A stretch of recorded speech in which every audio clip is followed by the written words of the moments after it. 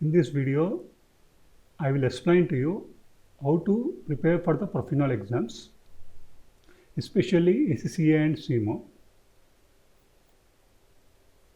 To pass exams, two things are required. First one is the knowledge of the topic, and second one is its practical application. As far as knowledge of the topic is concerned, this is straightforward. If you read the syllabus, you automatically get the knowledge of the particular topic.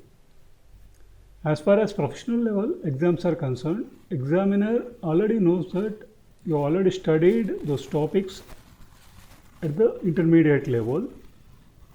So what he wants is the practical application of those topics. So there is only one way of learning the practical application, that is through practice. For exams, we will get the practice by doing some past papers. This is something we will address in this particular video. Every past exams consists of a question paper. This question paper will provide how the questions will be asked in the exam. This is something we will call it as a style, and every examiner and every examination of a particular institute will have different styles. So if you are writing the ACCA exam, the examiner style will be different. If you are writing CIMA examination, the examiner style will be different. So in order to understand that, you have to see the question paper. And most of the institute, both ACCA and CIMA, will provide the answers.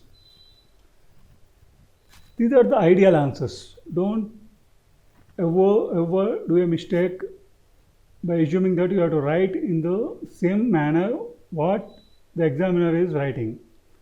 It is very ideal conditions. He is sitting in his home and he is writing the answer. You are going to write the answers in an examination condition within a restricted time frame. So what you are expected is just to get some points from the answer provided by the examiner. So if the examiner has provided some 20 points, if you are able to get 7 to 8 points, then you are going in a right direction. Always look at this particular aspect, and you must always look at the marking scheme. So for every answer, the institutes will provide the marking scheme, how the examiner is allocating the marks. So if you are able to get the 7 points, so if a particular point is having the 1 mark, so you already got the 7 marks there. You should not have to write for all 20 points covered by the examiner. So how you know that? By only looking at the marking scheme, you will know that whether you are going in a right direction or not. Okay. Then you must also look at the examiner's comments. After every examination, the institutes will provide not only the questions, answers, but also the examiner comments. So if you look at the examiner comments, you know what are the mistakes that are generally done by the students. So generally the examiner comments will always discuss about the length of theory, explaining the various topics given in the question. So what the examiner wants at the professional level is not the topic, what discussion about the topic, but its practical application, which we will see in this particular video.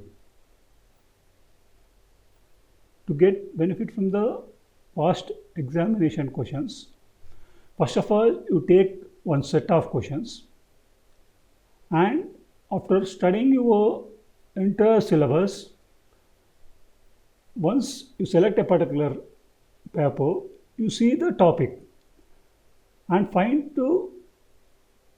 after seeing the topic, just find out whether you understand this particular topic clearly or not. To do that, you have to read the examiner requirement. And even while practicing also, always keep this golden rule, 1.8 marks per mark. And always frame the question After reading the question, you try to frame the answer, because you already know the topic, you already know the rule of 1.8 minute per mark. So just try to frame the answer. You please do it mentally, because if you write initially, it will take more time for you. And just mentally how you are going to write that, and what are the 4 or 5 points which you will give within 2 minutes or 3 minutes time. Okay, this you do for 2 or 3 exams. After that, you practice in a written environment at least 2 or 3 papers. Once you framed the answer in your mind, go to the end of the question paper and see what the marking scheme the examiner has given, whether you have hit the right points or not. So what are the mistakes you have done? So whenever you are finding some new thing in the marking scheme or in the answer, you please write it down in a paper, so that it will be very helpful for you in future. So generally what is going to happen is that if you are going to practice 5 to 6 papers, generally the pattern will emerge. The examiner will go on asking the similar questions in a different environment, in different cases. So you may automatically recognize some 2 or 3 points. So once you start preparing your notes opposite to your syllabus, so you will recognize these patterns, and it will become very, very easy for you before going to the exam. Now we will take one small example. This is something question pertaining to the balanced scorecard. What the examiner is asking is how the use of balanced scorecard will improve the performance management system. That is something you need to advise the CEO. Okay, he is not asking you about what is balanced scorecard. So don't write pages and pages about balanced scorecard. You simply have to see how it will improve the performance management system. So presently the company is having some form of performance management system. So whenever you are seeing this question, always take into the fact the strengths of the particular system and the weaknesses of the particular system. There may be some strengths. Sometimes the examiner will ask you what are the strengths.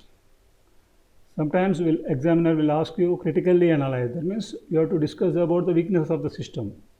Here the examiner is asking about improving the performance management system. That means there are some weaknesses in the present system which needs to be addressed by using the balanced scorecard.